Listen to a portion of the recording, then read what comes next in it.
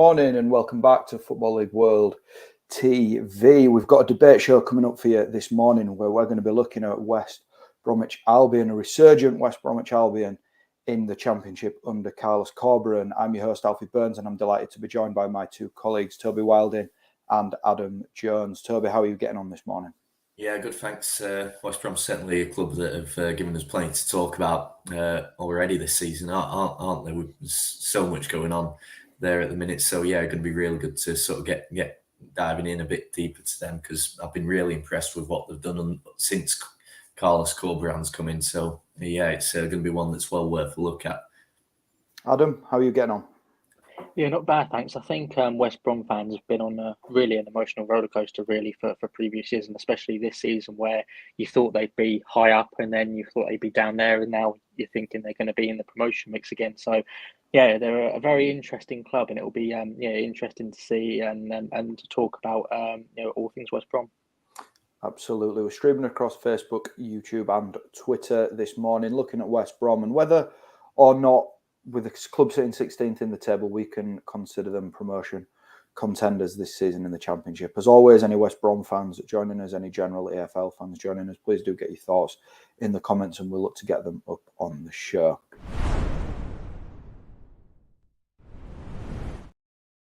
So a really poor start to the season under Steve Bruce for West Brom led to the club looking to Carlos Corberan as his successor. We'll look back to his first fixture in charge of the Baggies back in October, which came against Sheffield United. It was a 2-0 defeat that day at the Hawthorns with goals from Illiman and Dye and Ollie and McBurney. At that point, at the close of play that day, I think it was a lunchtime kickoff, West Brom was sitting 24th in the table and they were 3 points adrift of safety. Before we get into discussing whether or not West Brom are promotion contenders, we're going to discuss whether they were ever genuine relegation contenders. What are your thoughts on that, Toby? It's a tough one, to be honest. You look at the squad that they had even at that point, and they really shouldn't have been. But to be honest, I think at the point of that Sheffield United defeat, I would say they weren't, purely because at that point, Corberan had a matter of days to work with them. So I don't really think in that sense you can put that particular result down to him and where it left them. What I would say though is that maybe prior to that there was an argument that West Brom looked like they potentially weren't going to actually go down, but certainly they were set for a season of sort of looking over their shoulder and not being quite certain of their Championship status until sort of the final few weeks, because you watch them and sort of analyse those performances and even when they were playing well under Bruce, and they did have some sort of quite promising performances, certainly in the very early stages of the season, they just didn't seem to be able to pick up the results for one reason or another. It just wasn't clicking for them. The goals weren't coming as regularly as they should have been for a side with perhaps the attacking qualities that they did have, and that just meant that that the wins that should have been there weren't. And so, yeah, at that point, I do think certainly it did look like it could have been a long, hard season for West Brom, potentially not one where ultimately they would have ended up in the bottom three, but certainly where it looked like it would have taken something quite remarkable and quite special for that squad under Bruce to, sort of finish anywhere sort of beyond maybe the bottom 8, the bottom 10 for me. What about you, Adam? Do you think that West Brom were ever in real danger of staying where they were?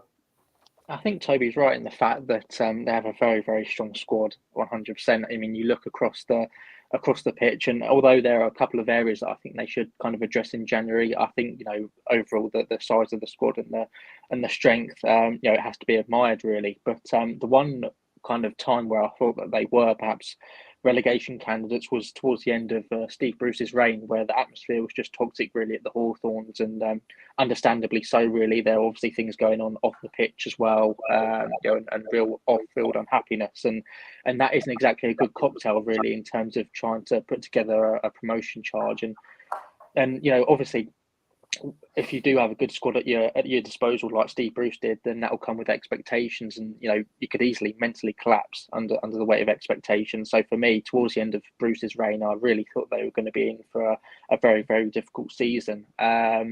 We've seen it before, back to back, relegations as well. Obviously, West Brom have already spent a season in the Championship last season, but you've seen Wolves before and likes of Norwich, and you've seen the strength of their squads and things like that. But yeah, I did think they were kind of in real danger at one point. So since that 2-0 defeat to Sheffield United, it's 5 wins in a row that's lifted West Brom up to 16th in the table. They've scored 9 goals across those 5 games, and impressively, they've only conceded once. It's an impressive run, and I don't want to upset any West Brom fans by saying this. I think that winning 5 games in a row in the Championship is very hard to do, and even the best sides will struggle to do it. It's an impressive run, but Toby, the games that they've played are the games that squad that Corberan's got should have been winning anyway. In fairness, probably on paper, yes, they are.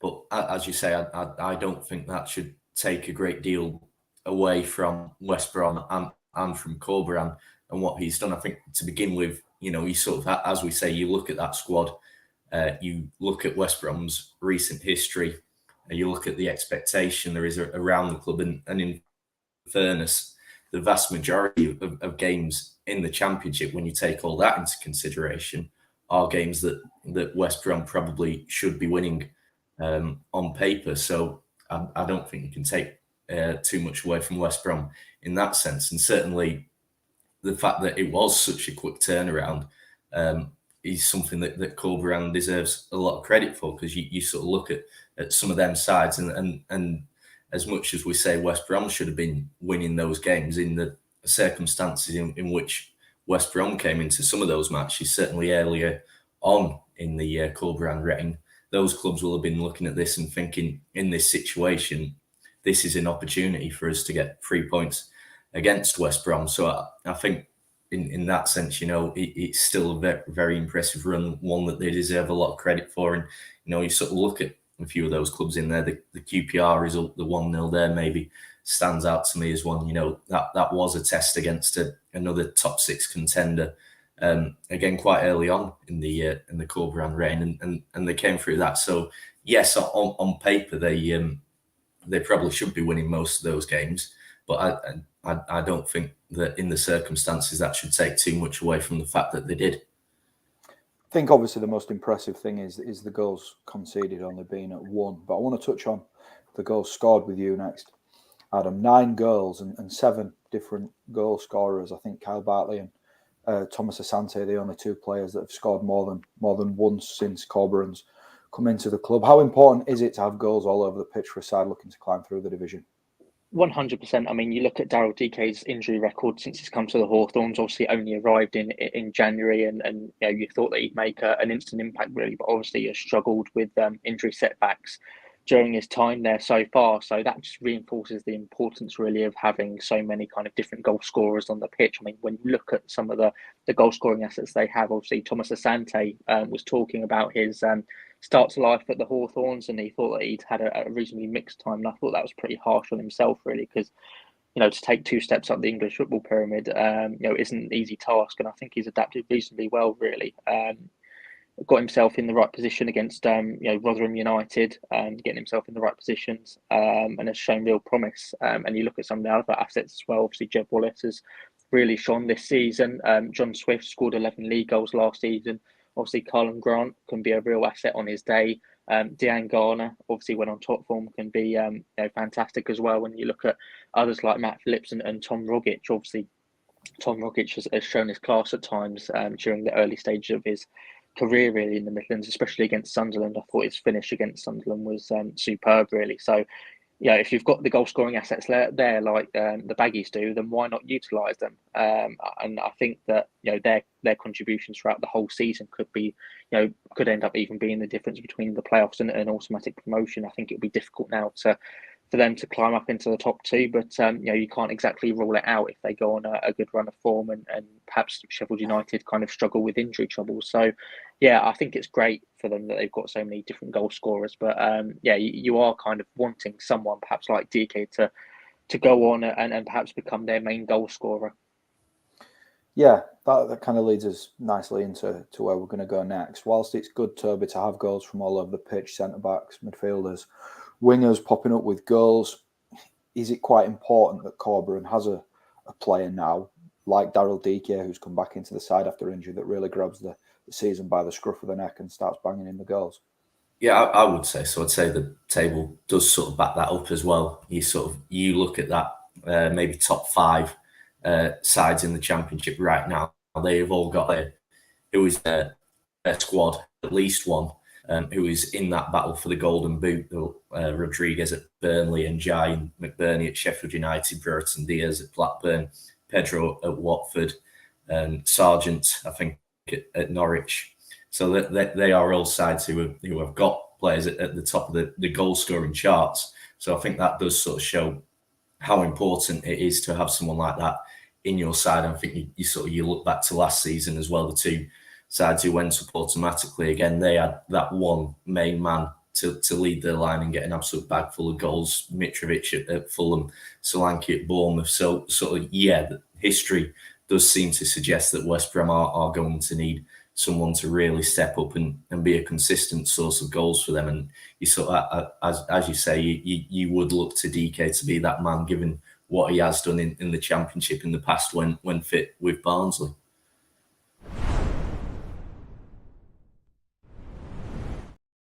Let's just discuss some of the upcoming fixtures now then. West Brom actually play tonight. They travel to Coventry for what's a tough-looking fixture, knowing that a victory over the Sky Blues will lift Corberan's side into 12th in the table, which across 6 fixtures from where they were in that Sheffield United game is a massive, massive achievement. Of course, a trip to Coventry is not easy.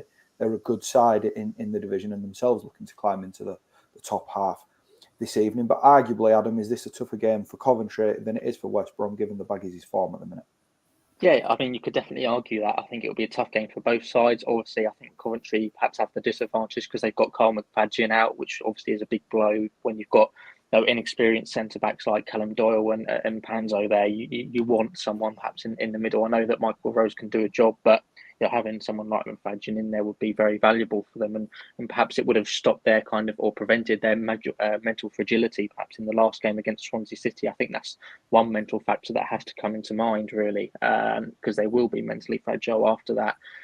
So because of that, I think West Brom should see this game as a real opportunity. But you can't help but feel it in some ways. Whether they'll win tonight will depend on whether they can keep the likes of Callum O'Hare and Victor Gyökeres quiet. Both can be real assets on their day. Even when Gyökeres isn't on top form, he can be a real kind of nuisance really for defenders. So I think those two men are 2 players to keep an eye on, and they do need to kind of stifle really their creativity and their threat in front of goal. I think they've got to find a way perhaps of taking Gus Hamer as well out of the game. I think that would be another important thing. But I do think that they have the ingredients there to go on and get 3 points to Baggies. I mean, obviously it's not too much of a trip, so that's one thing that has to be considered, and they'll have a big crowd behind them as well. I think there's quite a few West Brom supporters going there tonight. So, and obviously they won as well at the CBS Arena last season, so they won't be short of confidence. And for that reason, I 100% agree. I think it'll be a tougher game for Coventry than it will be for West Brom. Yeah, I think you're right in that. I think I'd read that there's over 4,000 Baggy supporters going with them to Coventry, so a really good backing, and that's great to see in the week leading up to Christmas. Beyond the game against Coventry, then from Christmas Day onwards, it's a fairly steady run of fixtures on paper again for West Brom. They've got trips to Bristol City and Luton, and they host Preston North End and Reading, leading them into sort of mid-January around the time of the FA Cup 3rd round. Toby, where do you think West Brom could realistically be by the time they face Burnley on January 20th? Yeah, I think, I mean, you ran that list of fixtures they've got coming up there off, and I was just looking at them myself, and the one word that sort of jumped out to me with regards to those sides that they've got coming up was inconsistency. Those 4 teams, Bristol City, Preston, Reading and Luton, you never quite know right now what you're going to get from them. I mean, in fairness, you could potentially say that about most of the Championship, but that does mean that when you're a side like West Brom in the form you are, you've got a chance to really sort of go there and put a bit of a marker on those games and really sort of make them your own against a side who perhaps isn't quite certain what they themselves are going to produce. So I do think there's a good opportunity there, and as we sort of touching on, you know, that they might still be 16th in the table, but they are only 5 points off QPR in 6th. So, you know, there's 15 including tonight still to play for before that Burnley game. So it's far from inconceivable that by the time we get to that game, which would then make it an absolutely huge class, that West Brom could well be in that mix for the playoffs, in the table as in terms of position as well as in terms of points. Yeah, what about your thoughts on that then, Adam? Where do you think you could see West Brom be, you know, in another month's time when they face Burnley? Yeah, I think same as Toby. I think in and around the promotion mix, I'm not sure they'll be in the top 6, but definitely kind of around that kind of 8th, 9th position. And I think they'll take that, to be honest with you, considering where they were in the early stages of the season. I think if you look at the fixtures individually, I think Bristol City away is a winnable game. Obviously, Nigel Pearson's men can be a real threat, especially in the final third on their day. But I think that West Brom will be the favourites there. Obviously, Preston at home, I think, will be a very kind of interesting game because, you know, Preston have been actually pretty decent on the road. You know, that's one, I think, you know, potential big test that's going to come their way perhaps in the coming weeks. I think Reading at home is, you know, as much as I hate to say it, I think it's going to be a banker for them. You know, I can see them kind of overrunning Reading's midfield, and you know, I think in the end, I think their quality will shine through really. In terms of Luton, I think that it's interesting, isn't it? Because obviously with a postponed game, it's hard to judge kind of Rob Edwards' side yet. I think Nathan Jones' Luton would give them a really good game, but you know, I'm not sure about Rob Edwards' Luton. We'll see there. It'll be interesting to see, you know, whether they can get 3 points from there. So, you know, I think they should be aiming for 8 out of 12 points minimum from those 4 games that I've just listed, and that will take them kind of into the top half of the table, I think, and in a reasonably comfortable position. And I think they'll take it.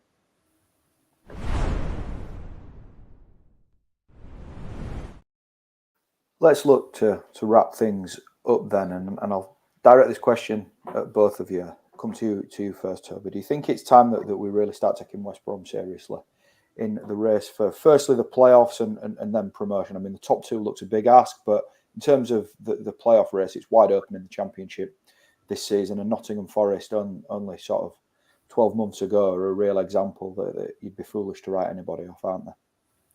Yes, definitely playoffs. As we just touched on, they're only 5 points off a top 6 spot right now, with half the season to go. So that is next to nothing that they've got to overhaul there to get themselves into the top 6. And as I say, with how inconsistent the majority of teams in this division are right now, that's something that is quite easily doable for West Brom, especially sort of with, as I say, the squad they've got, and if they can maintain this run, which it doesn't seem like there's any reason they can't, certainly in the short term with those fixtures they've got coming up, and if they do take advantage of them, then that sort of gives them something to hold on to potentially in the sort of playoff race. I think automatic promotion definitely going to be a much bigger ask, especially with how well Burnley and Sheffield United are going at the minute. I mean, as you sort of touched on there, Nottingham Forest probably came from a bigger deficit than West Brom have now to claim a playoff place last season. So there's no reason that West Brom can't get the results they need. It's just whether Burnley and Sheffield United are going to drop the points required as well, and that is perhaps going to be a lot sort of harder for them to do. So I think automatic promotion definitely going to be a bit more of a stretch. I think as well what you've got to consider obviously is Corberan, no one expected him to take Huddersfield to the playoffs really last season, and he did that. So this sort of coming into sort of a side where he's facing a bit of an uphill battle as he was when he took over at West Brom, clearly that hasn't daunted him, and he's already sort of turned things around quite quick, it looks like. So I think that experience of his will help as well. And then obviously if they can keep DK fit and firing and, getting the goals that they did with Barnsley, that's another massive asset for them. So obviously it's going to be a bit of a challenge for the top two, but I don't see any reason now, looking at the circumstances, why West Brom shouldn't be aiming for the playoffs from where they are at the minute. How about you, Adam? Where are you sitting on this kind of debate whether West Brom are serious promotion contenders? Yeah, I agree with the top two. I think it will be a big ask, although Sheffield United have had injury problems in the past. I think not just this season, but in the second half of last season as well. So I think for me, it will very much depend on Sheffield United's injury problems as to whether kind of West Brom can really challenge for the top two. Really, I think Burnley are already halfway there, to be honest with you. I think that Watford will probably be kind of in the mix, and I think Norwich maybe it depends at the moment with Norwich in terms of Dean Smith, because obviously the atmosphere isn't fantastic there at the moment. But if they did make a managerial change, then they could easily be in that top six. But other than that, I think that West Brom could easily kind of beat others really to kind of perhaps fifth place or fourth place, and I think that's definitely doable for them. I think they should definitely be taken kind of seriously with Carlos Corberan at the helm. He's made a very good instant impact, and I think that will only improve. So, that will only kind of bode well for them going forward. But they just need to reduce kind of the off-field noise, about the owner and obviously the relationship, I think, between the fans and the owner and the board. I think will hopefully, we will hopefully improve at some point, and hopefully that will help to. It'll help them in their quest for promotion, because if they can focus on-field matters, then I think they'll be kind of in and around the mix, to be honest with you. And I think that's what West Brom supporters really deserve, really, after last season, which was reasonably poor, really, and quite underwhelming.